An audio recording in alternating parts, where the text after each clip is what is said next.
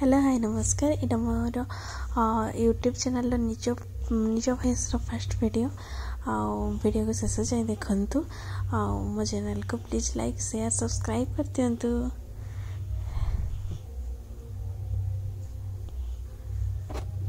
चलते प्रोसेस को जीवा। प्रथम पानी रे अल्प लुण पकईदे तापर ताको फुटा छाड़देवा। से समय भितर आम सुजी 3 कप्स आ गोटे कप चीनी नहीं आसवा। ताको जो पानी भल भाव फुटीज ताको आम कंटिन्यूअसली पकईकी गली चलवा जमती कि एपटे सुजी पड़ू सेपटे खड़ी धरुवे आम एपटे खड़ी धरवा कहुए। आ गोटे ट्रिक सुजी सहित चीनी मिसई देवा।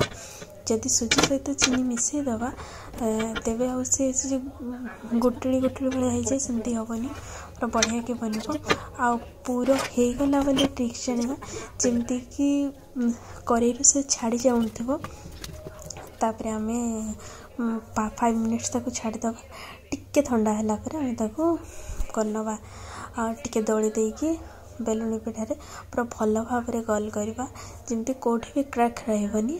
तापर ताको आम से पूरा देकी आम बढ़िया गल गल करके जाकी जाकी बनी नवा। ए भेराइटी प्रोसेस रे बनवा आ विभिन्न शेप्रे भी तैयारी हुए। मुझे एमती पतला पतला बन मत एमती पसंद। तापर तेल हल्का गरम है आम से छाड़देवा। तापर टिके समय पर आम ताको अल्टेवा देखा 2 साइड पूरा हल्का हल्का गोल्डन ब्राउन हो जाइए।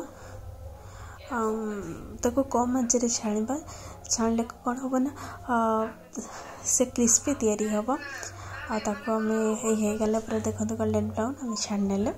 तापर पुणी नेक्स्ट प्रोसेस को एमती छाणी चलवा